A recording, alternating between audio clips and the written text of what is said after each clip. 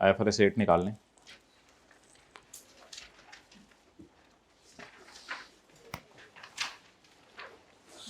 कोई ऐसा है जिसने समरीज रिवाइज की हो कल घर में? आज से कौन करेगा इंशाल्लाह? ये आज से रिवाइज कर लें समरीज का। अच्छा,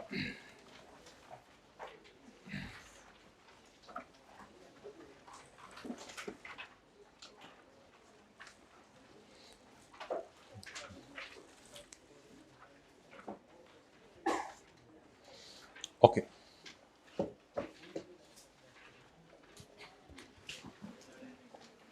गोरमे के बारे में हम एज्यूम करते हैं, IFRS 8 पहला पेज। गोरमे के बारे में हम एज्यूम करते हैं कि ये स्टॉक एक्सचेंज में क्या है, लिस्टेड। वैसे तो है नहीं, एज्यूम करते हैं ये लिस्टेड है। किसी को पता है कि गोरमे की बेकरी है लाहौर में? किसी ने फर्नीचर की दुकान देखी है गोरमे की? पता नहीं MM आलम रोड पे थी, कहाँ थी, देखी है किसी ने? किसी ने नहीं देखी, ठीक है। मेडिसिन ये भी कर रहे हैं गोरमे वाले, ये आपको मैं बता रहा हूं। गोरमे का चैनल है, किस नाम से? गोरमे न्यूज, जी न्यूज है ना?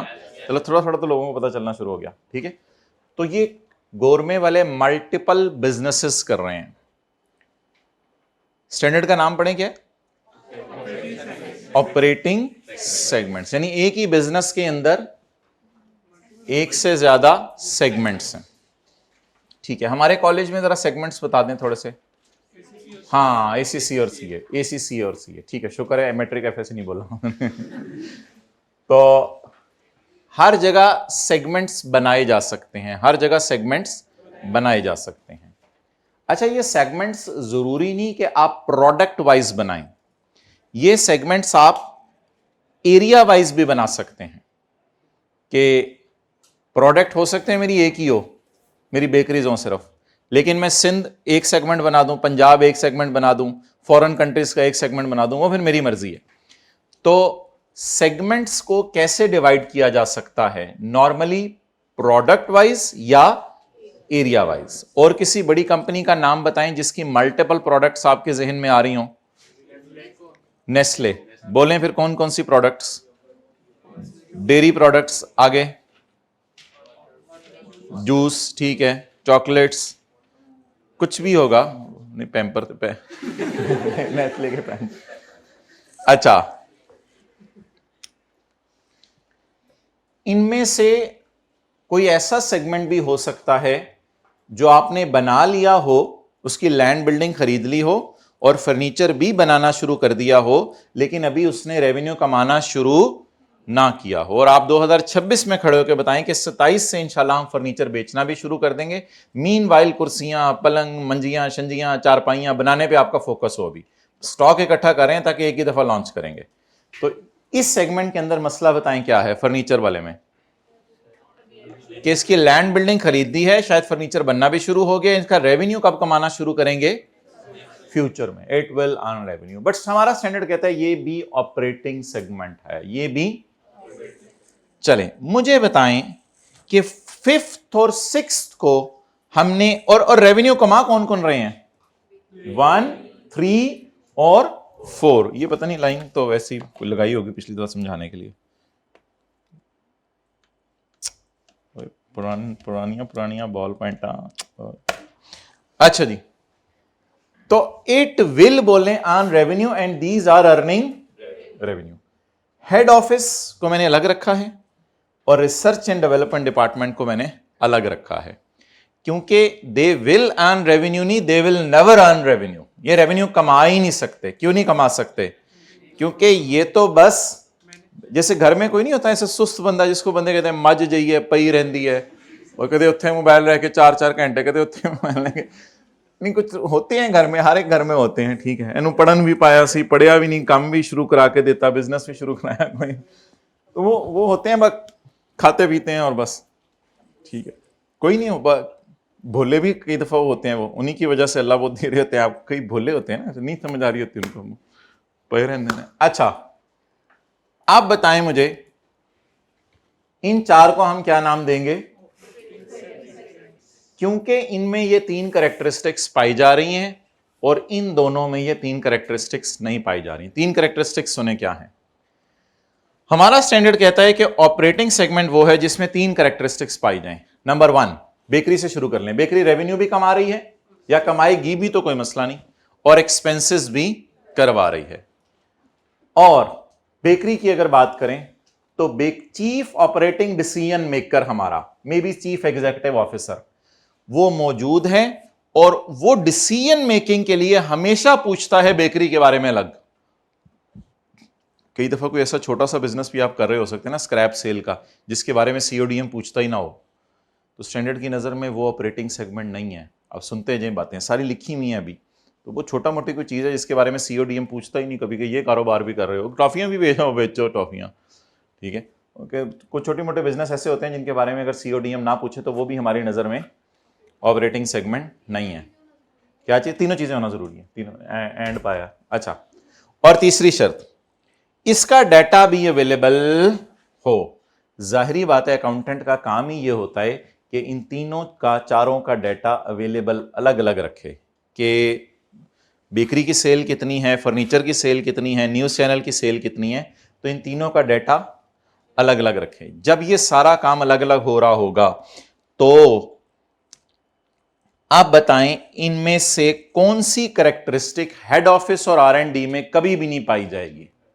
पहली वाली में भी सिर्फ ये वाली। सीओडीएम मांग सकता है कि हेड ऑफिस के खर्चे क्या हैं, वो कोई ऐसा मसला नहीं। और अकाउंटेंट के पास अक्सर जाए, अकाउंटेंट ने रिकॉर्ड रखा होता है हेड ऑफिस का बिजली का बिल इतना आ गया और ये आ गया, लेकिन हेड ऑफिस कभी भी रेवेन्यू। इसलिए हमारे स्टैंडर्ड में पहली टर्म है operating segment. Operating segment is a segment that fulfills all of the 3 criteria. What are those criteria? They are earning revenue and incurring expenses. CODM is asking information for taking decisions for allocating resources. Decision लेने के बाद allocate resources करेंगे ना, medicine में नई वो लगा दो, मशीन लगा दो, ये कर दो, और इसका डाटा अलग अलग अवेलेबल है। तो पस साबित हुआ कि ये ऑपरेटिंग सेगमेंट। और हेड ऑफिस आर&डी क्यों नहीं ऑपरेटिंग सेगमेंट? लेकिन ये स्टैंडर्ड सिर्फ उन कंपनीज ने लगाना है जो स्टॉक एक्सचेंज में लिस्टेड हैं या अपने आप को लिस्ट करवाने जा रही हैं। उनका भी अभी हम पढ़ लेंगे, उन्होंने भी अपने आप को करवाना है, बाकी एंटिटीज ने ये स्टैंडर्ड नहीं लगाना। ये स्टैंडर्ड में, अभी नोट कर लीजिएगा, इस स्टैंडर्ड में कोई जर्नल एंट्री नहीं है। ये स्टैंडर्ड सिर्फ नोट बनाता है। नोट क्या बनाया करना है हमने? नोट आसान सा बनाया करना है।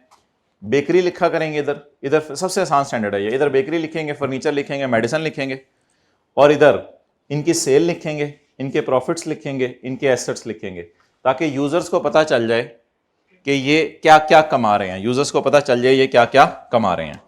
अब मिसाल के तौर पे एक बना बनाया इसका जो है वो नोट देख लेते हैं, उसके बाद इंशाल्लाह आपको नोट करने का टाइम देते हैं। बना बनाया इसका नोट जो है वो कैसे होगा? एनुअल रिपोर्ट, ये खुल गई। पैकेजेस, अच्छा, एक होती हैं आपकी वो फाइनेंशियल स्टेटमेंट्स जिसमें सिर्फ आपके अपने अकाउंट्स होते हैं, एक वो होती हैं फाइनेंशियल स्टेटमेंट्स जिसमें आप अपनी सब्सिडरी के अकाउंट्स भी शो करते हैं। सब्सिडरी एक ऐसी कंपनी होती है जिसके आपने 50% से ऊपर शेयर खरीदे हों। तो ये नोट आपने कंसोलिडेटेड फाइनेंशियल स्टेटमेंट्स में बनाना है, सेपरेट में नहीं बनाना, ठीक है। अभी कुछ नोट करने की जरूरत नहीं। पैकेजेस कंपनी की हमने खोल ली है कंसोलिडेटेड बैलेंस शीट, लेकिन ये नोट बैलेंस शीट या P&L से लिंक नहीं हुआ करेगा। यानी इस नोट का बैलेंस शीट या P&L से कोई रेफरेंस होके लिंक नहीं होगा, कुछ लिंक होगा वो हम आने वाले दिनों में देखेंगे। ये नोट आम तौर पे फाइनेंशियल स्टेटमेंट्स में कहीं एंड पे पड़ा होता है, बहुत ही एंड पे, आखिरी सफ़ों पे मिलता है, और इतना बड़ा नोट होता है कि ओए होए होए लोगों को सफ़े बदलने पड़ जाते हैं, सफ़े का साइज बदलना पड़ जाता है, सफ़े का लैंडस्केप पोर्ट्रेट वाले चक्रों में आ जाते हैं। Packaging division, consumer products, ink division और रियल एस्टेट और पेपर एंड बोर्ड। आप पैकेजेस वाली ये सारी चीजें कर रहे हैं। ये क्या चीजें हैं ये अगर आपको नहीं पता तो कहता है पैकेजिंग से मुराद है मेरी, मैं पैकेजिंग की चीज़ें बना रहा हूँ जिसमें पैक करते हैं। कंज्यूमर प्रोडक्ट्स से मुराद है मेरी टिश्यू पेपर वगैरह। रियल एस्टेट के अंदर मैं construction development of real estate कर रहा हूँ। और पेपर एंड बोर्ड के अंदर मैं पेपर बनाता हूँ, बोर्ड प्रोडक्ट्स बनाता हूँ, ये मेरा कारोबार है। तो पैकेजेस एक कंपनी है पाकिस्तान में जिसका आपने नाम सुना होगा। इसकी आपने इंफॉर्मेशन यूज़र को डिस्क्लोज करनी है। अब ये आपको नज़र नहीं आ रहा, इसका रेवेन्यू कितना है, इसका एक्सपेंसेस कितने हैं, इसके एसेट्स कितने हैं, इसकी लाइबिलिटीज कितनी हैं, ये सारा आपने यूजर को बताना होता है। बता दें ये सारा डेटा हमारे प्रॉफिट एंड लॉस के अंदर क्यों नहीं अवेलेबल था, ये सारा डेटा हमारे प्रॉफिट एंड लॉस में क्यों नहीं अवेलेबल था? क्योंकि प्रॉफिट एंड लॉस तो क्या शो कर रहा होगा, किसी एक की सेल या सारी सेल? सारी सेल शो करा होगा। और मुझे इधर किसकी सेल चाहिए, किसी एक की सेल चाहिए या सारी सेल चाहिए? किसी एक की अलग अलग, किसी एक की अलग अलग, यानी हर डिपार्टमेंट मुझे कितना कमा के दे रहा है। आप मुझे IFRS 8 का पर्पस बता दें, फिर मैं आगे चलता हूं कि ये स्टैंडर्ड बनाने का मकसद क्या होगा, कि हमें पता लग सके कौन सा सेगमेंट प्रॉफिट कमा के दे रहा है और कौन सा सेगमेंट लॉस कमा के दे रहा है, ताकि उसकी बेस पे हम डिसाइड कर सकें किस सेगमेंट को रखना है और किस सेगमेंट को क्या करना है, बंद करना है। तो ये सारा मकसद है स्टैंडर्ड का। और बड़ा लंबा चौड़ा इसका नोट होता है, बहुत ही आसान। आसान क्यों होता है कि सबकी सेल दी होती है, बस ऊपर हेडिंग बना के एक टेबल से बना देना होता है, उसमें सारा डेटा डाल देना होता है। ओके चलिए नोट कर लें।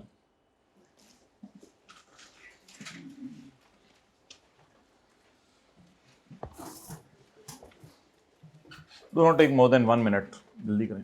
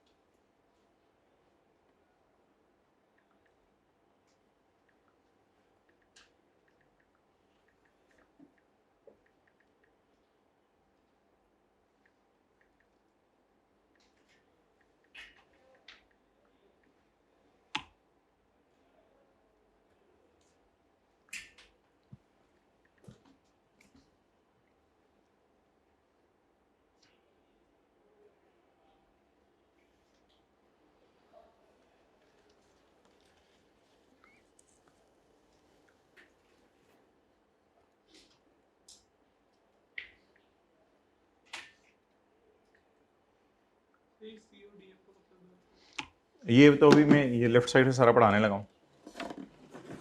बोले CODM का मतलब किसी को याद हो? मैंने बोला chief operating decision maker, maybe chief executive officer.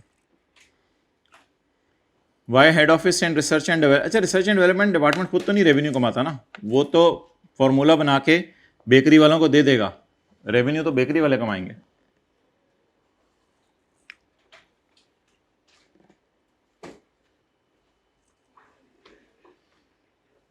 Okay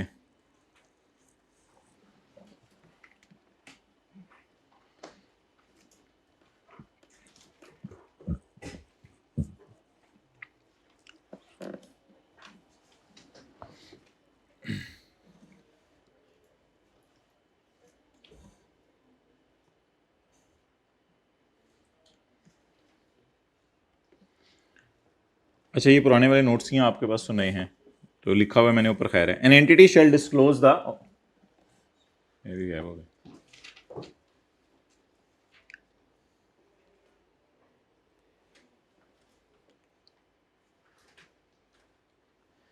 An entity shall disclose the information to enable the users of its financial statements to evaluate the nature and financial। भाई इस तरह ना चीज़ें मूव करती रहनी है आगे। अब रिवीजन है तो कर लें, अभी जब कोई लेक्चर पेंडिंग है तो करें, अब ये सैटरडे संडे लगा के करें फारग। ये चीज़ें आगे मूव करती रहनी है, फिर ये हिसाब पे अपने इनके होते हैं, ये नहीं कि पुरानी चीज़ें फिर रिवाइज करने का टाइम मिलेगा। शुरू में सेशन के बार बार बताए जाते हैं, फिर भी नहीं बात आते। An entity shall disclose the information to enable users of its financial statements। An entity shall disclose information, कौन सी information? अभी आपको दिखाई है इतनी डिटेल से। An entity shall disclose the information, वो क्यों इतना लंबा चौड़ा नोट बनाया था, बताएं क्यों बनाया था? To enable the users of, क्या क्या करने के लिए? To evaluate the nature and financial effect of the business activities। Nature भी पता चल रही थी, वो लिखा हुआ था मेरे ख्याल से, इंक बना रहे हैं, ये बोर्ड प्रोडक्ट्स बना रहे हैं, और मेरे ख्याल से फाइनेंशियल इफेक्ट तो सबके बताए हुए थे, रेवेन्यू इतना है, प्रॉफिट इतना है। तो क्या चीजें बतानी है हमने? नंबर 1 नेचर, ये बहुत इंपॉर्टेंट होता है। हर स्टैंडर्ड का जो पैरा 1 है वो बहुत इंपॉर्टेंट होता है, उससे पूरा स्टैंडर्ड के बारे में बताते हैं कि स्टैंडर्ड मैंने बनाया क्यों है। नंबर 1 यूजर्स को क्या बताने बोले? नेचर। और number 2 financial effects of the business activities. In, अच्छा, बड़े मोहतात होकर उसने लफ्ज इस्तेमाल किए, बिजनेस एक्टिविटीज। आगे फिर ऑपरेटिंग सेगमेंट का लफ्ज आएगा, वो अलग होगा। सारी बिजनेस एक्टिविटीज के बारे में मोटा मोटा बताओ। In which it engages and economic environment in which it operates. Economic environment के बारे में आगे बात करेंगे, लीगल नहीं एनवायरनमेंट, इकोनॉमिक एनवायरनमेंट। यानी चीजों की बात हो रही है, उस मुल्क की बात नहीं हो रही, उस मुल्क के कानून की बात नहीं हो रही। इकोनॉमिक एनवायरनमेंट, लीगल एनवायरनमेंट नहीं। किस एंटिटी पे स्टैंडर्ड लगेगा? जिसका लोन या जिसकी इक्विटी। ये लोन और इक्विटी अगर इकट्ठी होती थी तो ये कहां आती थी? यानी लोन रेज करना, इक्विटी रेज करना कहां आता था कैश फ्लो में? फाइनेंसिंग एक्टिविटी में। हुज लोन और equity is coated on, loan की क्या एंट्री होती है? Cash debit, debenture, credit. और शेयर कैपिटल की क्या एंट्री होती है? कैश डेबिट, या आपके शेयर स्टॉक एक्सचेंज पे लिस्टेड हो या आपके डेट स्टॉक एक्सचेंज पे लिस्टेड हो। IFRS 9 हम पढ़ेंगे, लोन भी स्टॉक एक्सचेंज पे लिस्टेड होता है। या आपके डिबेंचर स्टॉक एक्सचेंज में लिस्टेड हो या आपके शेयर स्टॉक एक्सचेंज में लिस्टेड हो। पाकिस्तान में इतना कॉमन नहीं है डिबेंचर स्टॉक एक्सचेंज में बिकते हो। Segment reporting is required for an entity. Segment reporting, what is segment reporting? जो भी आपको दिखाई है, सेगमेंट रिपोर्टिंग, रिपोर्ट किया हुआ था चीजों को। सेगमेंट रिपोर्टिंग जो लंबी सी आपको दिखाई थी, segment reporting is required for those entities whose debt and equity instruments are quoted on. परेशान ना हो, ये थ्योरी का स्टैंडर्ड नहीं है, बस यहां तक मैं पढ़ा हूं, फिर न्यूमेरिकल करने लगे हैं। अच्छा, segment reporting is required for an entity whose debt or equity is quoted on public securities market, यानी स्टॉक मार्केट। पाकिस्तान में उसका नाम स्टॉक एक्सचेंज है, लेकिन दुनिया के स्टैंडर्ड्स में इसका नाम स्टॉक मार्केट है। लेकिन ऐसी एंटिटीज, कोटेड का क्या मतलब होता है आपको बताया हुआ है मेरे ख्याल से, लिस्टेड, जो अपने आप को लिस्ट करवा चुकी हैं या करवाने जा रही हैं, बिकमिंग जा रही हैं। तो जो अपने आप को करवाने जा रही हैं उनके ऊपर भी ये स्टैंडर्ड लगेगा। बता देंगे किन एंटिटीज पे लगता है? हाँ, जो लिस्टेड हैं और जो अपने आप को लिस्ट करवाने जा रही हैं। अच्छा, PTCL has bot 80% shares of Ufone. PTCL ने यूफोन के 80% शेयर्स बाय किए हैं। PTCL का अकाउंटेंट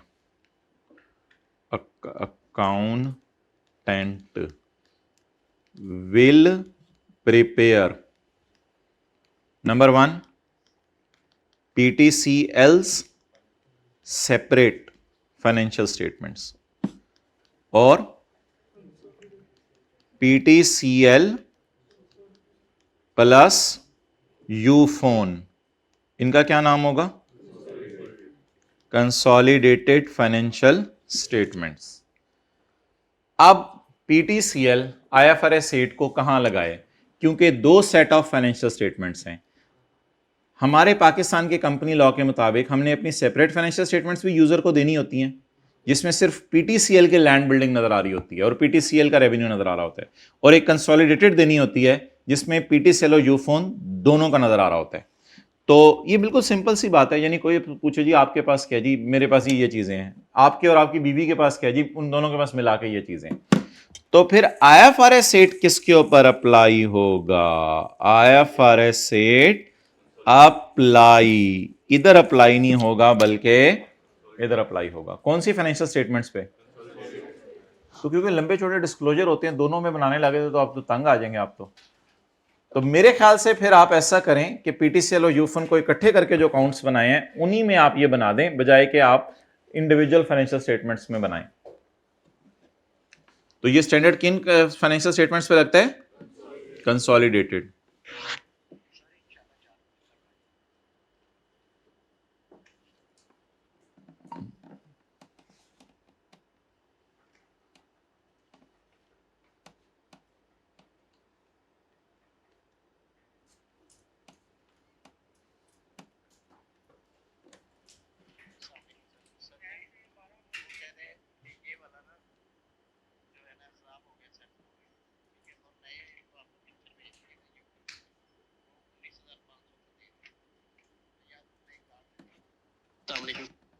ये कौन है? कौन सी दुकान है?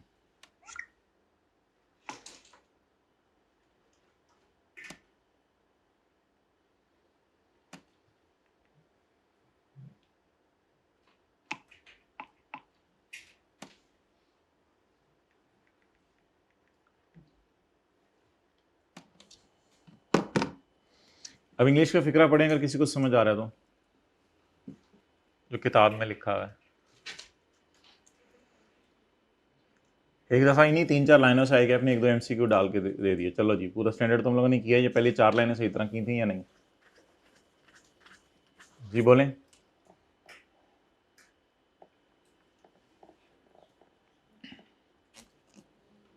हो गया?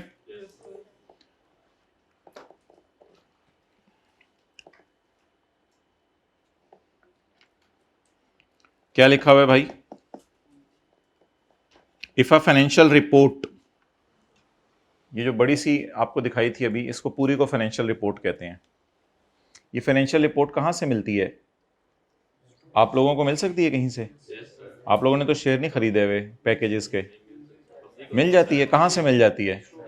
हाँ, स्टॉक एक्सचेंज से जाएं तो फाइनेंशियल रिपोर्ट मिल जाती है। If a financial report contains both the consolidated financial statements of parent, consolidated financial statements of parent में पेरेंट की भी आ रही होती हैं और सब्सिडरी की भी, debt is within the scope of this IFRS. जाहिर बात है ये आईएफआरएस तो लगाना ही है आपने उस पे, as well as the debt is within the scope of this IFRS को ब्रैकेट में लें, ये तो छोड़े पर ये बात।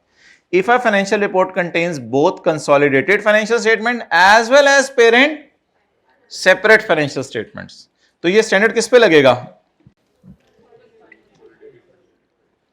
Segment information. सेगमेंट इंफॉर्मेशन क्या होती है? अभी जो देखी है वो इंक डिवीजन और वो, और फिर उसका revenue. Segment information, segment information कैसे डिस्क्लोज करें? कंसोलिडेटेड। तो ये स्टैंडर्ड सिर्फ कंसोलिडेटेड पे लगेगा। ऑपरेटिंग सेगमेंट में कितनी शराइत पाई जाती हैं? 3 में से एक भी शर्त नहीं होगा तो ये ऑपरेटिंग सेगमेंट नहीं होगा। ये क्या कमाता हो और क्या करता हो? खर्चे। इसका एक क्या होना चाहिए? और अलग अलग इंफॉर्मेशन अवेलेबल हो।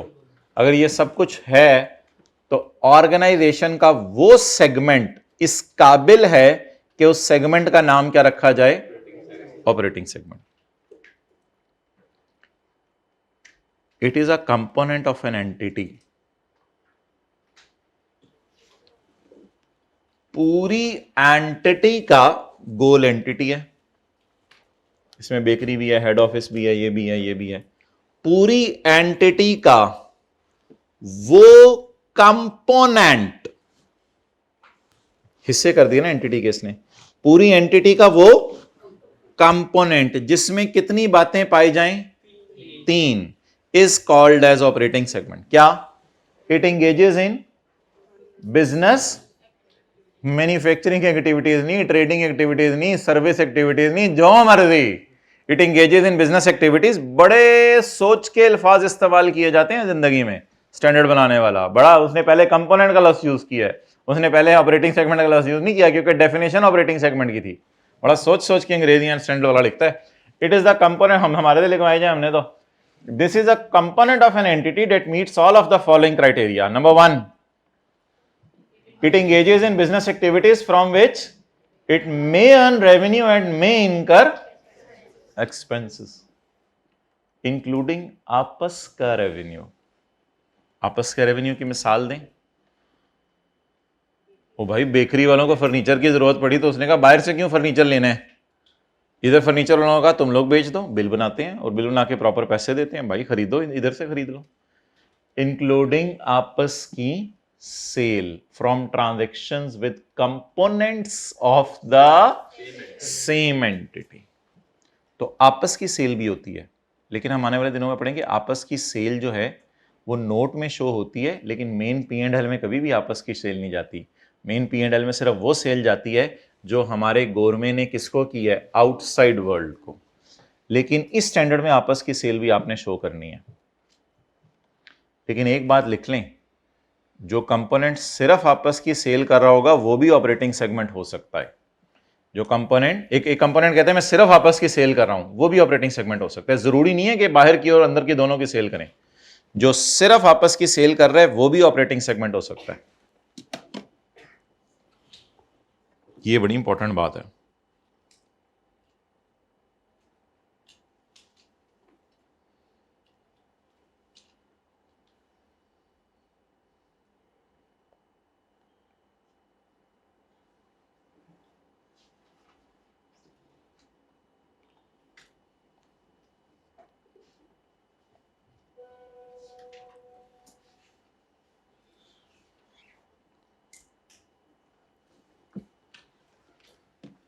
ओके, आगे चलें।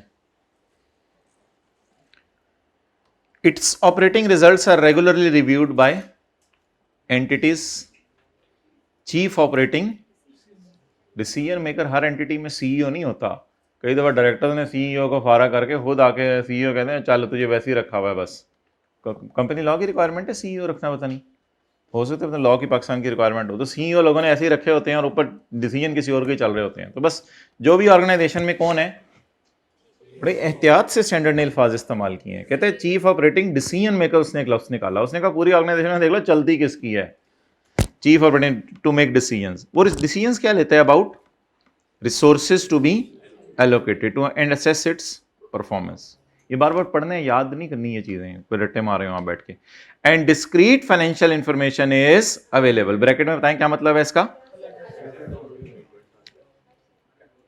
अच्छा, ये किस सेगमेंट की बात हो रही है अभी मैंने जो बताया। नहीं, ये दो लाइनें किसकी बात, फर्नीचर। क्यों, एन ऑपरेटिंग सेगमेंट। अब वो आगे ऑपरेटिंग सेगमेंट का लफ्ज यूज करेगा, अब वो कंपोनेंट का लफ्ज यूज नहीं करेगा, क्योंकि उसने ऑपरेटिंग सेगमेंट को डिफाइन कर दिया। An operating segment may engage in business activities for which it has yet to earn revenue. Revenue कमाना नहीं शुरू किया, लेकिन करे, हेड ऑफिस तो कभी भी नहीं करेगा, R&D तो कभी भी नहीं करेगा, लेकिन फर्नीचर वाला तो बनाया वो तो करेगा ना। For example startup operations may be operating segments, ये भी ऑपरेटिंग सेगमेंट हो सकते हैं। मे बी वो इसलिए लिख देता होता है कि ये तीनों शराइत पूरी करेगा तो होगा ना। बिफोर अर्निंग, बोले ना रेवेन्यू कमाने से पहले भी ये ऑपरेटिंग सेगमेंट है, कोई मसला नहीं है। ऑपरेट तो कर रहे हैं ना, सेल नहीं करके दे रहा बस।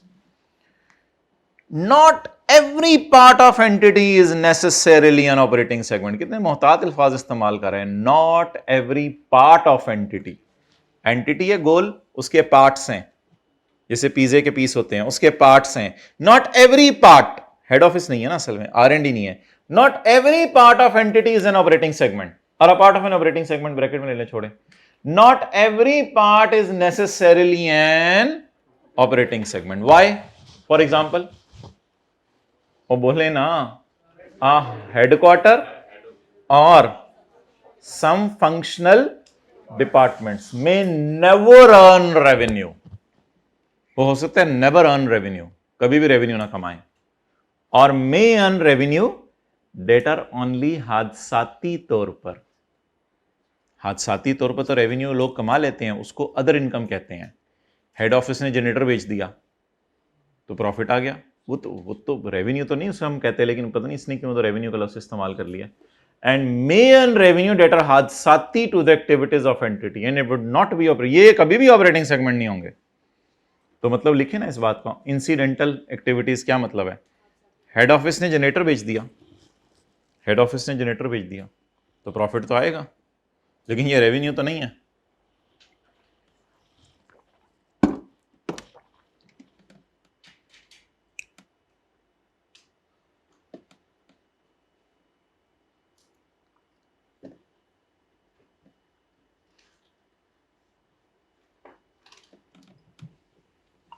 घंटी वगैरह का पे करते हैं इसको। चलिए भाई सवाल करना आप शुरू करें। अच्छा, सवाल बड़े आसान से हैं।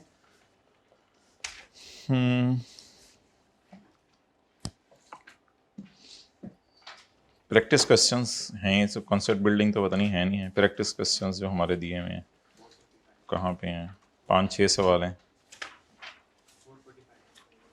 445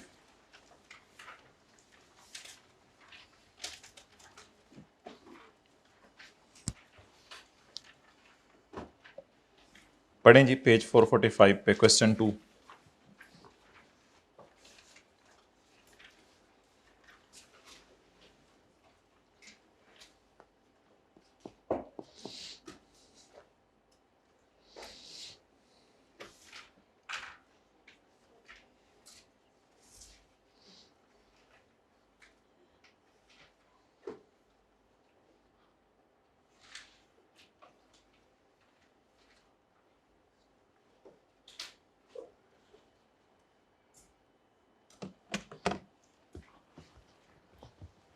कितने सेगमेंट्स हैं हमारे? 1 2 3 4, गिनती तो सही कर लो। 6 सेगमेंट्स हैं हमारे। कितने सेगमेंट्स हैं? 6। The management of Descon have identified operating segments. कहते हैं अभी पहली क्लास है, मैं ये नहीं जज करवाने लगा कि ऑपरेटिंग सेगमेंट कौन से हैं। ये ऑपरेटिंग सेगमेंट हैं, यानी कि ये 6 के 6 रेवेन्यू भी कमा रहे हैं। इन 6 के 6 का डाटा सीओडीएम अलग अलग भी मांगता है, और इन 6 का डाटा अलग अलग अवेलेबल भी है अकाउंटेंट के पास। तो कहते हैं अल्हम्दुलिल्लाह ये 6 के 6 क्या हैं? ऑपरेटिंग सेगमेंट है। ठीक है, फिर साढ़े को की पूछना है based on geographical location. Sameer ये मिटा दें, based on geographical location, not on product wise. Product wise नहीं है, हमने बेहतर है किस वाइज समझा एरिया को? According to IFRS 8 which segment must be reported। ये क्या लफ्ज है? which segment must be reported, जरा बताएं क्या आपके ध्यान में आ रहा है? फाइनेंशियल स्टेटमेंट में किसको? 6 के 6 को रिपोर्ट कर देते हैं, इसमें क्या मसला है? हाथ खड़ा करके बताएं। जो ऑपरेटिंग, सारे ऑपरेटिंग है। हाँ नहीं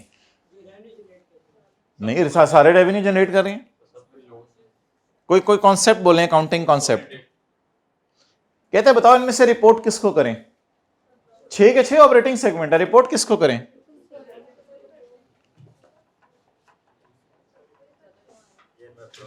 ये कौन बोला ज्यादा कमा रहा है? हाथ खड़ा करें। एक्सेलेंट। स्टैंडर्ड में एक कॉन्सेप्ट है मटेरियलिटी का।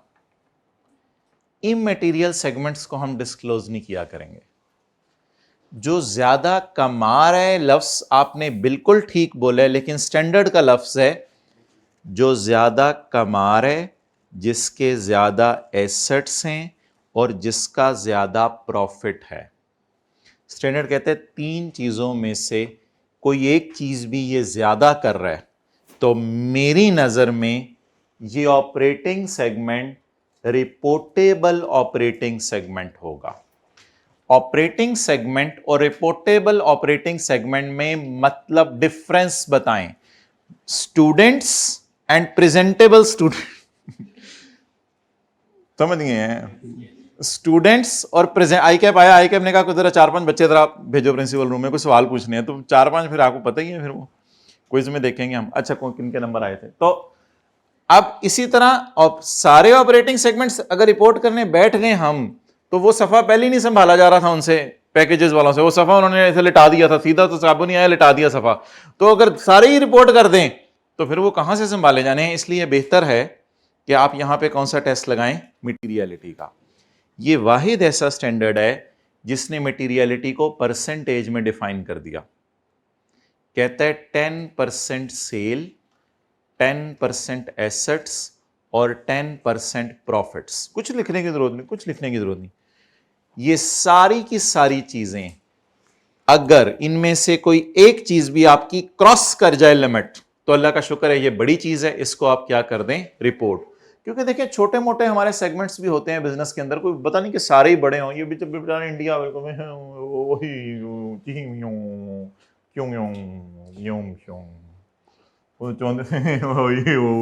चाइना, तो छोटे मोटे होते हैं ना, तो होते छोटे मोटों को हम रिपोर्ट ना करें। हमने जानबूझ के नहीं इंडिया को ऐसे रखा, मतलब वो तो बचपन में बच्चों को बताया जाता है इंडिया हमारा दुश्मन है। असली माएँ तो बताती हैं बेटा इंडिया वालों के लिए दुआ करो, अल्लाह सबको हिदायत दे दे, अल्लाह सबको जन्नत में ले जाए। वो जो बेचारी माओं का पता ही नहीं होता करना क्या, वो पहले दिन से बेटा दुश्मन होता है इंडिया हमारा, इंडिया वाले दुश्मन है हमारे, उनको मार देने बेटा। तो वो जो सहाबा की तरतीब पे घरों में जहां तरबियत नहीं होती, वहां बच्चों को ये पता होता है इंडिया दुश्मन है। Question number 2, the management of Descon limited have identified operating segments. अब हमने किया करनी है वर्किंग, उस वर्किंग का नंबर होगा वर्किंग 1। 6-7 लाइनें छोड़ दें ताकि हम ऊपर ऑपरेटिंग सेगमेंट लिख लें कौन से वाले हैं। 6 लाइनें छोड़ने के बाद आप जो है वर्किंग 1 कर लें। वर्किंग 1 काम आसान है बट थोड़ा लेंथी हुआ करेगा, लेकिन जल्दी हो जाया करेगा। सेगमेंट्स के नाम बताएं।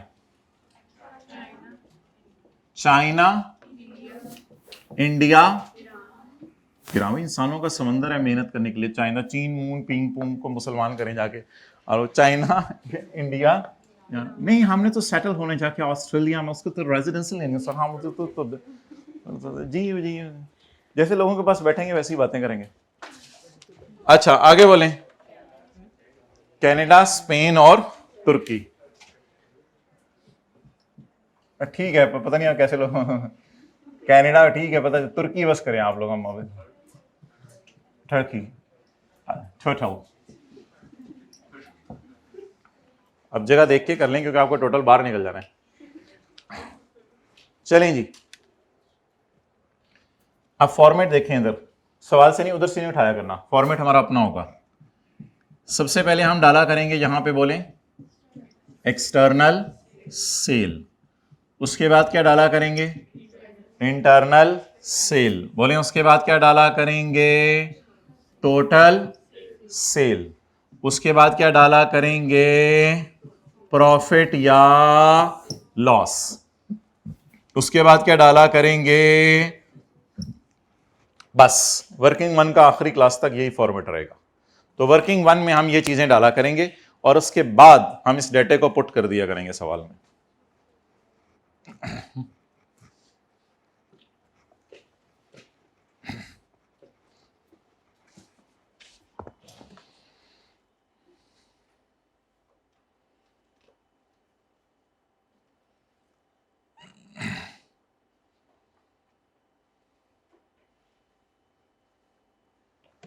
अच्छा जी,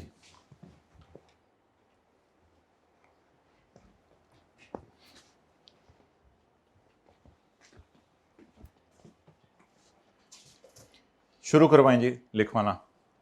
अच्छा क्लास के बाद कोई मुझे आके ये ना कहे सर इश वालों को उधर लिखवा दिया आपने, इश वालों को ऊपर डाल दिया, आपको दोबारा बनाओ, क्या पागल ना है मैं। तो मतलब फॉर्मेट तो वो किसी भी तरह से दे सकते हैं, हम हमेशा उस फॉर्मेट के ऊपर ले आया करेंगे क्योंकि फॉर्मेट वो थ्योरी के अंदर भी लिख के दे सकते हैं। ये तो आसान सवाल था, उसने डब्बा बना के दे दिया है, तो हमने हमेशा उस फॉर्मेट के ऊपर ले आया करना है। मैंने माना कि मैंने इन चीज़ों को उधर लगवा दिया और इन चीज़ों को इधर ले आया हूँ, लेकिन तरतीब ये होगी पहले हम एक्सटर्नल सेल लिखेंगे, फिर इंटरनल, फिर फॉर्मेट में टोटल सेल, ताकि एक्सटर्नल इंटरनल को टोटल करके टोटल ले आया करें। क्योंकि इससे अगले सवालों में टोटल सेल नहीं दी होगी, वो हमें खुद निकालनी पड़ेगी। लेकिन ये उसने आसान किया, टोटल सेल दे दी। प्रॉफिट्स लॉसेस होंगे और एसेट्स होंगे। चलें जी, एक्सटर्नल सेल बताएं चाइना की 200, इंडिया की 90, कुछ भी नहीं करे, टाइम आया जी 190। पहले एक दो दिन IFRS 8 में छोटे भाई को भी ले आए, चल जाएगा जी 40 54। टोटल करना है करा दें, नहीं करना बाद में कर लीजिएगा, टोटल करा दें। अच्छा उस टोटल पे ट्रस्ट कर लीजिएगा अगर उसने दिया हुआ है, अनलेस के सवाल में कुछ और नीचे लिखा हो कि देयर में बी एरर्स, वरना टोटल पे ट्रस्ट कर लीजिएगा। NA ना बनिएगा। मैं सिर्फ चेक करूं, थोड़ा सा 5 और 3 मुझे 8 लग रहा है, ओ अच्छा 4 भी था। नहीं स्केप्टिसिज्म तेनों बड़ा स्केप्टिसिज्म चढ़ गया। अच्छा इंटरनल सेल, और वैसे भी ऐसे अल्फाज ना बोला करो, जो नहीं ऑडिट पढ़े उन्होंने कहना की गल्ला कर रहे हैं।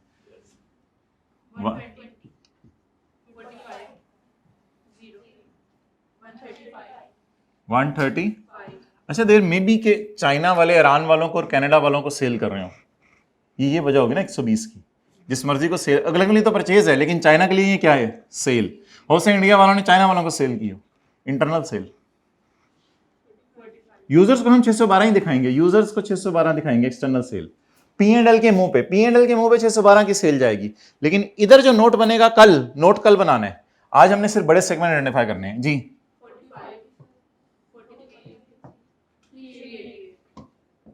388 टोटल उधर से उठा लें, अवेलेबल है, इधर से करने इधर से कर लें।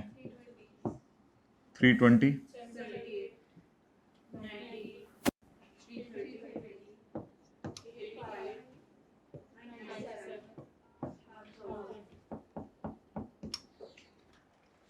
जी। प्रॉफिट्स,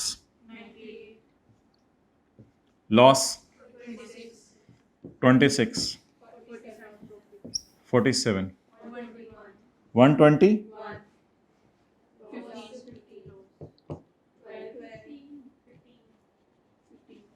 15 बोल देना, फिर पता चल जाएगा। बोल दिया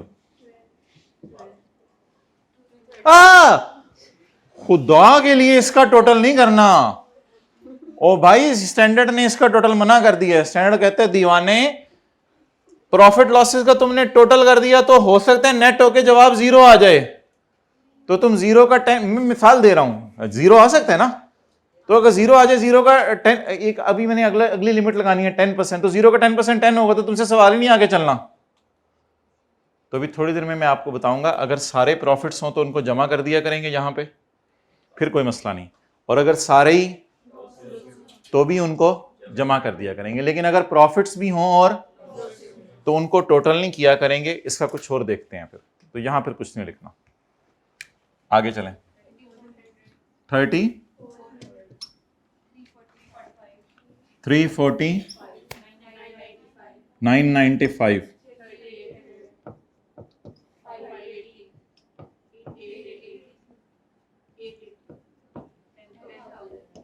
10,000।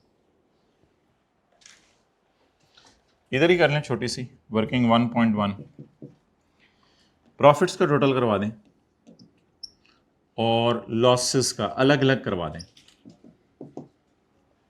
दोनों का अलग अलग टोटल करवा दें। कौन से सेगमेंट्स हैं जिन्होंने प्रॉफिट रिपोर्ट किया है? 98, 47, 121 और 12। और कौन से सेगमेंट्स हैं जिन्होंने लॉस रिपोर्ट किया है?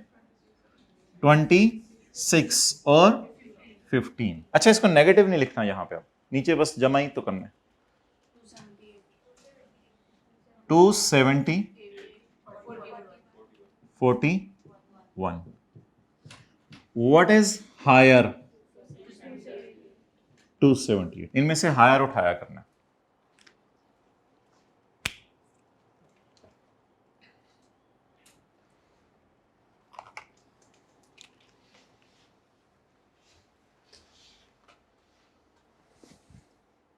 अब आपने क्या करना है,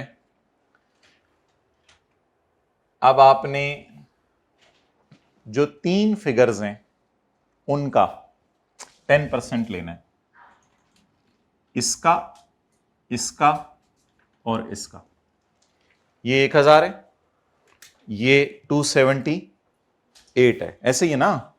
जो स्टैंडर्ड ने तरीका बताया वो मैं बता रहा हूं, वो वजह तभी मैंने डिस्कस करा। प्रॉफिट्स को जमा कर लो और लॉसेस को अलग अलग जमा कर लो। प्रॉफिट्स को अलग बास्केट में रखो, लॉसेस को अलग बास्केट में रखो, फिर देखो कौन सी बास्केट बड़ी वाली है। तो प्रॉफिट्स ज्यादा हैं, लॉसेस कम है, इग्नोर द लॉसेस। प्रॉफिट कितने हो गए? 278। तो हायर उठा लो, 1000 पकड़ें और 278 पकड़ें और 10,000 पकड़ें। और वर्किंग 2 अब हम शुरू करेंगे। इस वर्किंग 2 का नाम होगा 10% टेस्ट। वर्किंग 1 का नाम है बेसिक डाटा, यानी सवाल का डाटा दोबारा उतारना करना है इस फॉर्मेट के ऊपर।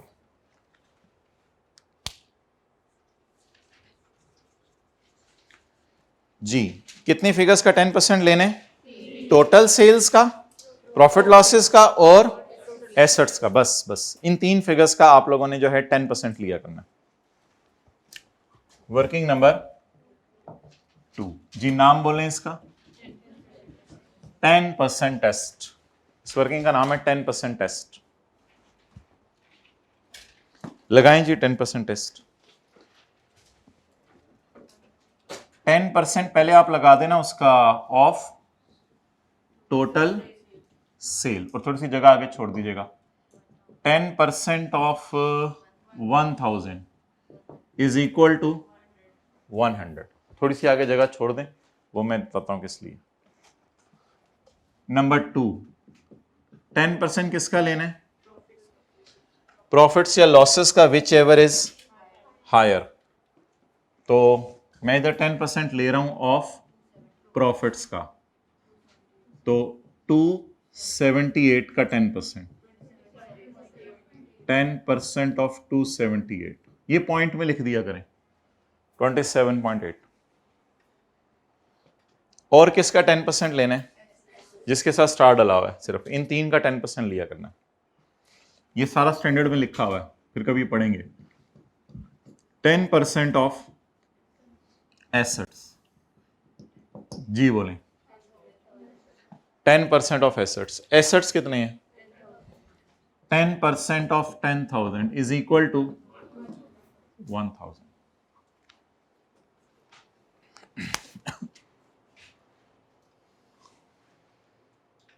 अब आपने यहां पे किसी छोटे भाई को बुला लेना है, तो काम जरा जल्दी हो जाएगा।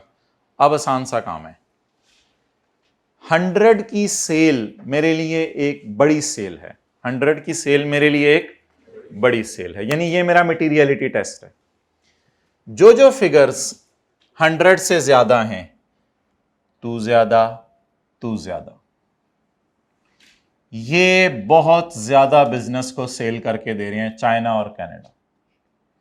ये 100 से कम में, ये 100 से, इसी स्टार के आगे देखें ना, थोड़ी सेल, थोड़ी सेल, थोड़ी सेल। सिर्फ ये 2 सेगमेंट रिपोर्टेबल हैं, क्योंकि ये बहुत बड़े सेगमेंट है हमारे। लेकिन on the basis of sale, और बेसिस भी हो सकती है। आप बताएं सेल की बेस पे कौन कौन सा सेगमेंट आइडेंटिफाई हुआ बड़ा? ये चीज छोटे भाई से करवाने काम। 100 रुपए इधर देखे, बेटा जरा इधर आओ, इधर आंखें रखो जी भाई। देखो 100 से क्या ज्यादा है? ये ज्यादा है भाई, तो ये ज्यादा है। 5वीं क्लास के बच्चे को ला लीजिएगा, चौथी के। तो यहां नाम लिखवाइएगा उससे, चाइना, कनाडा, कनाडा। वो जहां पुप्पो गई हुई है भाई, और चौपो पहले कॉन्सेप्ट पुप्पो गई हैं। 27.8। अब लॉसेस के साइन इग्नोर करने हैं, लॉसेस के साइन इग्नोर करने हैं। आपने ये नहीं कहना 26 27 से कम है, साइन इग्नोर करके बोलने, हाँ कम है, 27 26 में सिर्फ 1.8 रुपए का फर्क है, इस वजह से कम है। ये नहीं कहना कि 27.8 उधर पहुंचा हुआ है और 26 नेगेटिव में पहुंचा हुआ है, इतना बड़ा गैप है, ये नहीं कहना। अगर ये 29 होता तो हम इस लॉस को बड़ा लॉस करार देते। थोड़ी सी शायद आपको थीम समझ आई हो आप स्टैंडर्ड की। असल में स्टैंडर्ड चाह रहा था, अब इनको नेट कर दोगे तो वो तो बहुत छोटी फिगर निकल आनी है, तो वो अजीब सी बात हो जानी है। तो स्टैंडर्ड बनाने वालों ने लॉजिक लगाई कि प्रॉफिट्स को तो अलग रखो सारे और लॉसेस को अलग। लेकिन अब जो 27.8 है ना, वो कंपेयर ऐसे करना है, समझ आई बात? लिखा रहने देना है नेगेटिव, लेकिन कंपेयर ऐसे करना है।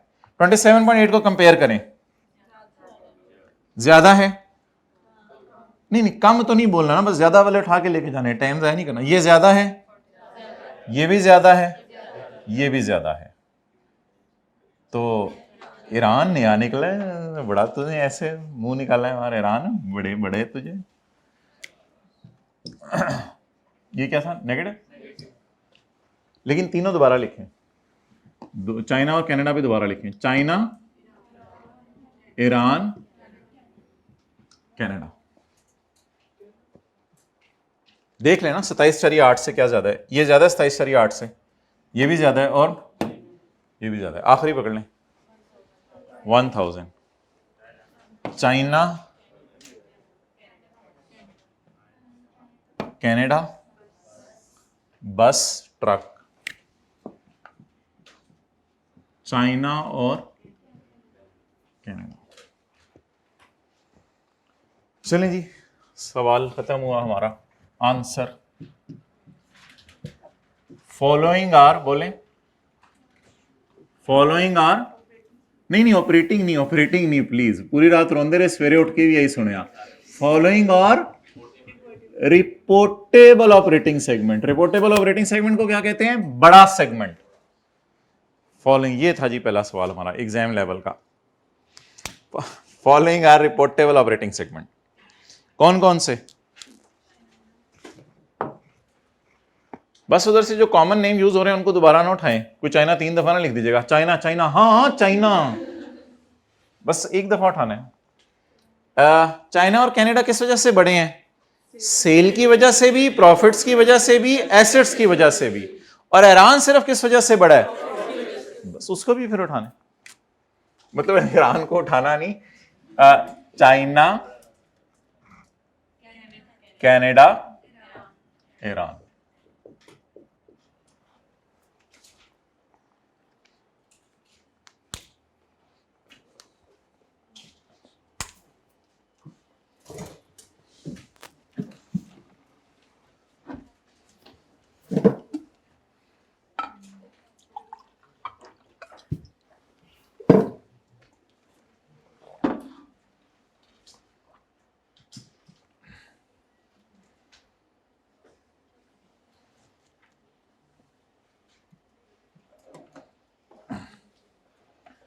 बाहर के मुल्कों में लोग इस्लामिक स्टडीज़ में पीएचडी करने जाते हैं और उलमा फरमाते हैं कि अपना ईमान खो के आ जाते हैं, क्योंकि वो ऐसे टॉपिक्स पे आपसे लिखवाते हैं।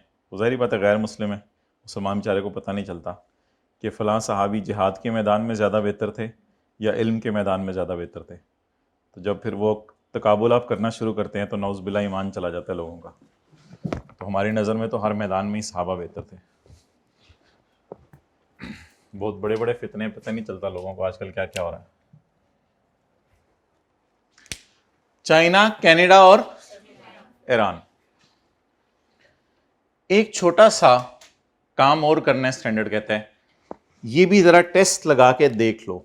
इसकी वजह से जरूरी नहीं कि पता चले कोई बड़ा सेगमेंट है। स्टैंडर्ड कहते हैं एहतियातन एक काम और करो। आप कहेंगे इंटरनल सेल को तो आपने कहीं यूज ही नहीं किया, ऐसा ना करें, इंटरनल सेल को यूज किया ना, टोटल का पार्ट बनी थी। एक टेस्ट है और, जो आखिरी टेस्ट है हमारा, हो सकता है इसकी वजह से मुझे कोई चौथा सेगमेंट भी ऐड करना पड़े। अभी तक क्या डिसाइड हुआ है? 6 में से 3 सेगमेंट मेरे इस काबिल हैं कि यूजर को उनकी सेल और प्रॉफिट्स और एसेट्स अलग अलग बताऊं। 3 सेगमेंट इस काबिल हैं क्योंकि वो मेरे बिजनेस के बड़े सेगमेंट है। अभी तक मैं इस नतीजे पे पहुंचा हूं कि मैंने यूजर्स को नहीं बताना इंडिया, ईरान और तुर्की के अंदर क्या हो रहा है, कोई जरूरत नहीं। ओके, इंडिया, वो स्पेन और तुर्की। अच्छा जी, वर्किंग 3 हम क्या करेंगे इस ब्लू से। 75% external sale test, 75% external sale test. इसमें आपने सेल पे 75% नहीं लगाना।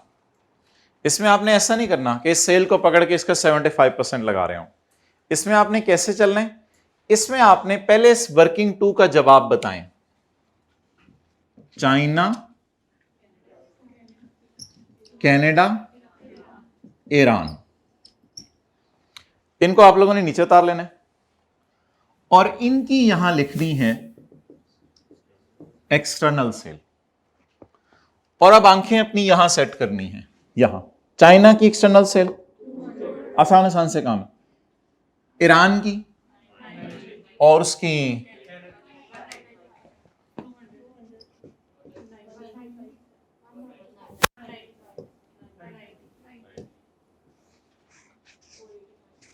485। अभी तक 75% मैंने नहीं लगाया, ये निकल आया। अभी भी आपने 75% नहीं लगाना कहीं, आपने इसको डिवाइड करके देखना है 612 पे। मकसद बता दें, क्या पता चलेगा कि जो मेरे बड़े लोग हैं तीन, वो एक्सटर्नल सेल का कितने परसेंट बिजनेस को कंट्रीब्यूट करके दे रहे हैं। ये यही है ना थोड़ी सी मैथमेटिकल लॉजिक, कि 612 में से 485 की सेल तो यही करके दे रहे हैं, जरा परसेंटेज में बताएं कितनी है। इंटू 100 कर दें, जैसे मर्जी कर दें। 75% टेस्ट पास हो गया है, आपने शुक्र करना है। अगला सवाल, मतलब आगे आप कुछ नहीं करना, अगला सवाल मैं करूंगा उसमें यहां जवाब आएगा 70, 69, फिर मैं बताऊंगा क्या करना है। अभी मेरे से ना पूछें क्या करना है, आप शुक्र करें, मतलब अब और कुछ नहीं करना सवाल में, बस हो गया। ये एक चीज टेस्ट करनी थी, वो कर दी हमने। कोई उर्दू में फिक्रा बोले। ये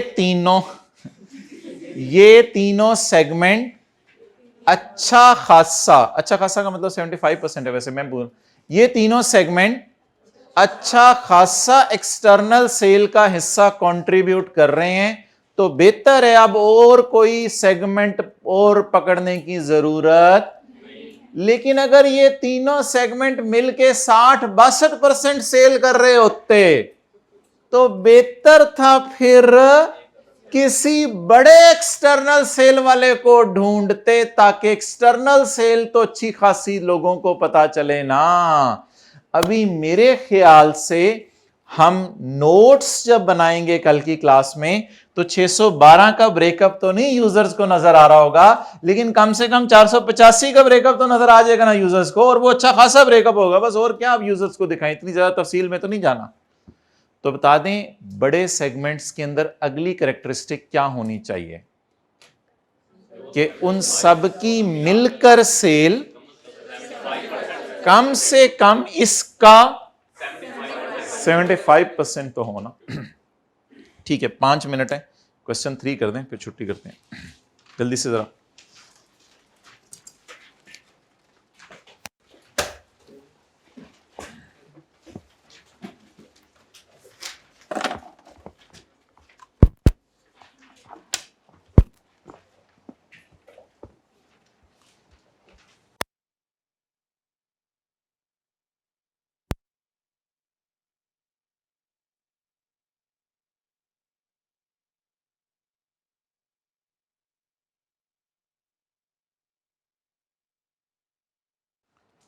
अच्छा, अगले सवाल में दोबारा बनाएं, वर्किंग वन करें, बेसिक डाटा लिखें 3-4 लाइनें छोड़ के। अच्छा मुझे बताएं कि इंटरनल सेल कितनी है अगले सवाल में। नहीं है तो कॉलम जरूर डालें और 000 आगे लिखें। वर्किंग वन बनाएं, सारे बेसिक डाटा। वर्किंग वन का फॉर्मेट बनाएं, एक्सटर्नल सेल, इंटरनल सेल। ये एम को थोड़ा दूर करके लिखना था ना, जगह ही नहीं बचनी। चलें,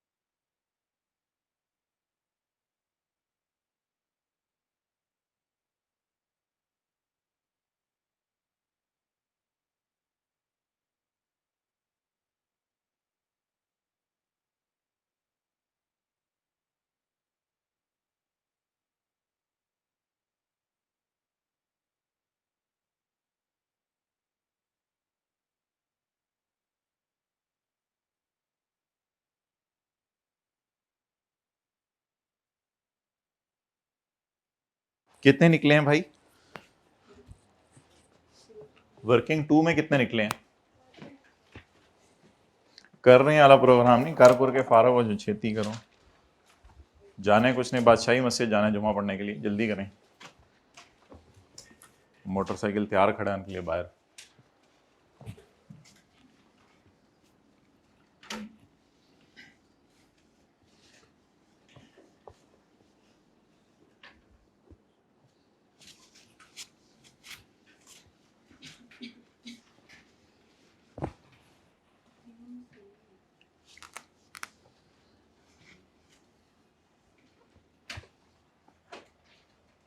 पास पेपर का क्वेश्चन 1 कर लीजिएगा 5-6 मिनट में, ये छोटा सा होमवर्क में डाल लें।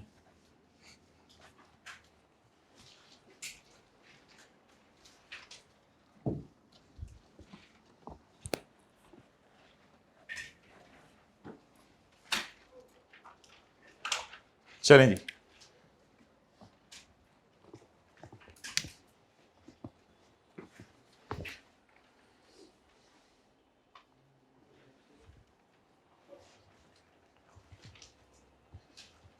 जो हजरात आज नहीं आए आपने उनको क्या वॉइस नोट भेजने हैं। आज हमने ऑपरेटिंग सेगमेंट में से रिपोर्टेबल ऑपरेटिंग सेगमेंट्स को ढूंढा, यानी बड़े ऑपरेटिंग सेगमेंट्स को ढूंढा। ऑपरेटिंग तो सारे हैं, इसमें लिखा हुआ है ऑपरेटिंग या सारे नहीं, ऑपरेटिंग का उसने लिखा हुआ बस 6 सेगमेंट्स लिखा हुआ है। 6 सेगमेंट्स हैं एक बिजनेस के, उससे अगला पेज है। 6 सेगमेंट्स हैं एक बिजनेस के, MNOPQR सेगमेंट एसेट्स हैं, लॉसेस भी हैं, प्रॉफिट्स भी हैं, रेवेन्यू भी है। तो इंटरनल रेवेन्यू तो फिर नहीं है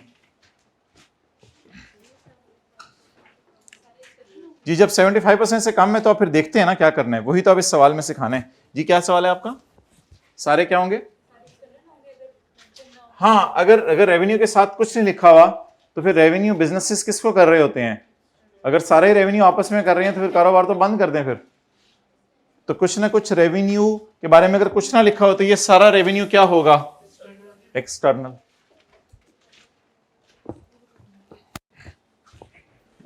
MNOPQR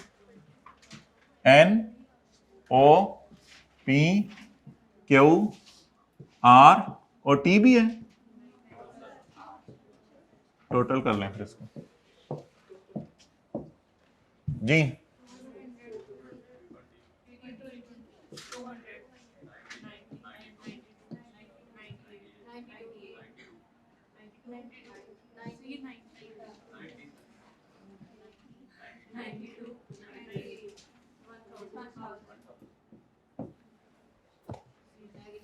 गरम आंडे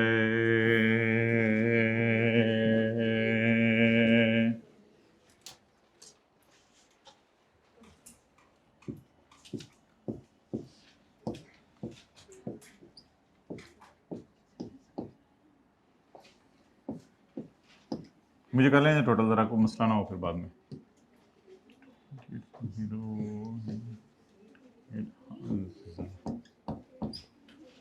टोटल सेल भी यही आ गई, बड़ी मेहनत से निकाली है मैंने टोटल सेल। प्रॉफिट्स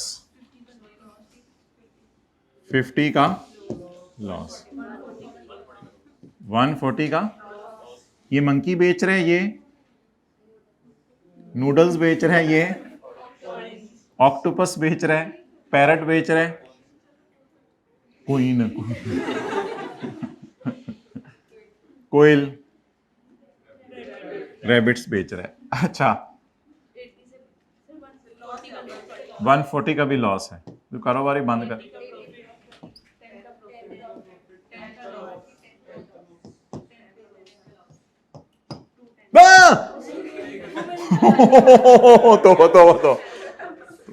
तो नीचे से फिगर उठा के ऊपर नहीं लानी, नीचे ही लिखी।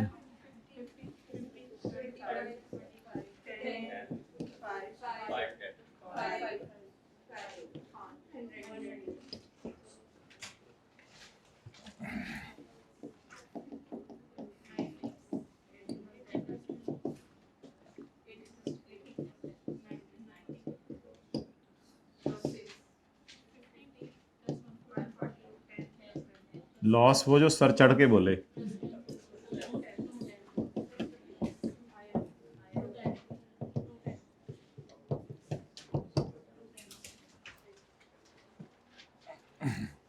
इस 210 को इधर नहीं लिखना,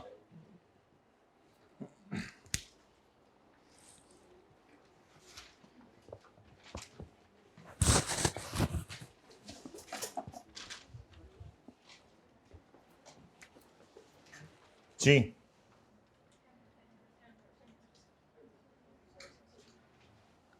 इन 3 फिगर्स का लिया करना है हमेशा 10%, टोटल सेल का, प्रॉफिट्स का और एसेट्स का। जी 10% of total sale 1000 into 10% is equal to 100। ये वाहिद ऐसी जगह जहां कैलकुलेटर की जरूरत नहीं पड़ा करेगी।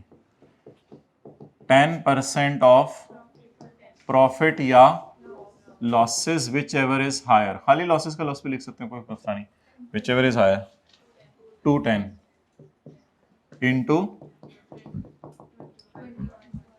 21। अच्छा, जब आपने कंपेयर करना है ना 21 को, तो ये नहीं देखना कि वो पॉजिटिव है या नेगेटिव है, बस 21 को कंपेयर करना है। और 10% ऑफ एसेट्स, अगर लाइबिलिटीज दी होंगी वो भी इधर डाल देंगे। नेवर नेवर नेवर, स्टैंडर्ड में इजाजत ही नहीं, सिर्फ 3 चीजें आपने देखनी होती हैं। 100 इंटू इज इक्वल टू 10। चलें जी, अब छोटे भाई को बुलाना है आपने 100 रुपये, और इधर उसकी आंखें रखवानी है, ज्यादा ज्यादा ज्यादा। छोटे भाई ने तो ये भी कह देना ज्यादा, फिर उन्होंने समझाना है पुत्र 200 320 और 200 मानो मानो बिल्ली। अच्छा जी, अब आपने साइन इग्नोर करके 21 से ज्यादा है ना 50, छोटे भाई ने तो गड़बड़ करनी है कोई, आपने ऐसे रख देना है 50 ज्यादा ना 21 से, तो एम भी हो गया, 140 भी ज्यादा 21 से, ओ भी ज्यादा है मानो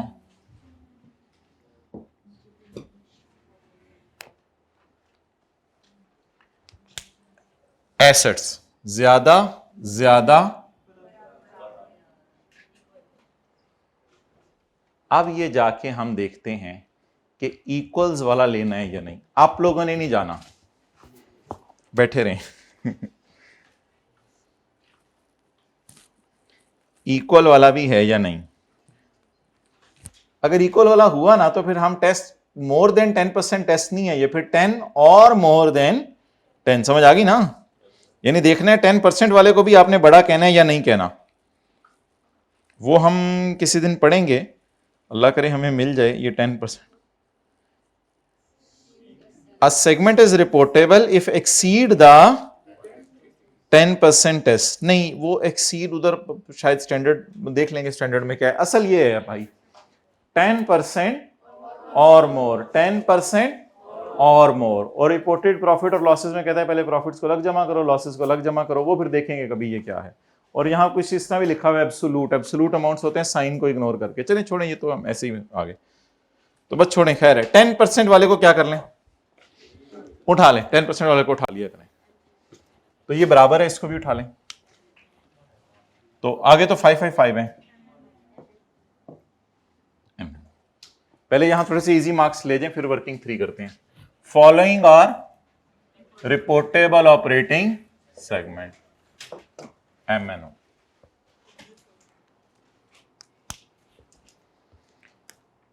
अच्छा, वैसे ना वो मैं कल डिस्कस करूंगा, होमवर्क के सवाल में उसने रीजन भी मांगी हुई है।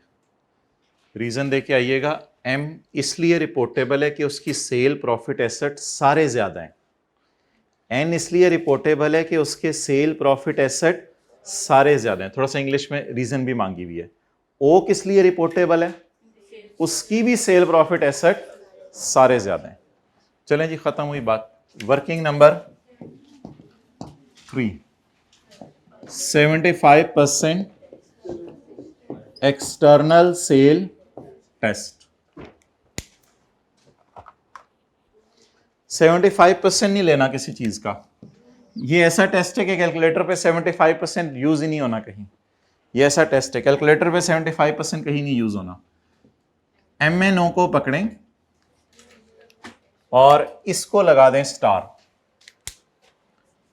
200, 320 और 200, 200 और 200, टोटल 720। नहीं लगाना 75%, कहीं भी नहीं लगाना। 720 मेरे बड़े सेगमेंट्स की सेल है। जरा इसको डिवाइड करके देखें 1000 से, तो जवाब क्या आ रहा है? 72%। तो आप शुक्र तो फिलहाल ना करें, सब्र करें, आगे कुछ काम अब और करना पड़ेगा। कोई ऐसा MNO के अलावा सेगमेंट मुझे पकड़ के दे दें जिसकी सेल सबसे ज्यादा हो MNO के अलावा। PQR में से कोई कितने लोगों की नजर पहले ही R पे जा चुकी थी? बहुत तेज है आप लोगों की नजर। R पे पहले ही आपकी नजर पहुंच गई थी कि R की सेल डाल के देखते हैं, शायद 75% SB पास हो जाए। तो बस सादा सी बात ये किया करेंगे कि इन तीनों ने बहुत कोशिश की सेल की, लेकिन इनकी सेल 75% तक नहीं पहुंच सकी। इसमें से बड़ा वाला हमेशा उठाया करेंगे। बोले कौन सा? R। R R लिख के इस 720 के नीचे जगह भी पड़ी हुई है 98, उसको तो रहने दें, उसको तो रहने दें। 720 प्लस 98, 818। शायद अभी भी सबर हो, लेकिन चले देख लेंगे। अब डिवाइड तो वही 1000 से करना है ना, डिवाइड तो वही 1000 से करना है। 1000 100 से मल्टीप्लाई करें ना करें, परसेंटेज में जवाब लिखना है। 81%। बस ठीक है, शुक्र करें। ठीक है, बस मतलब 75 से ज्यादा होना। हाँ जाए, ठीक है, नमाज पढ़े। तो और कौन सा सेगमेंट आइडेंटिफाई हो गया? हाँ चलें, अल्लाह हाफ़िज़। ये कितने लोगों ने खुद ही कर लिया था? ठीक है, उठना शुरू कर दें।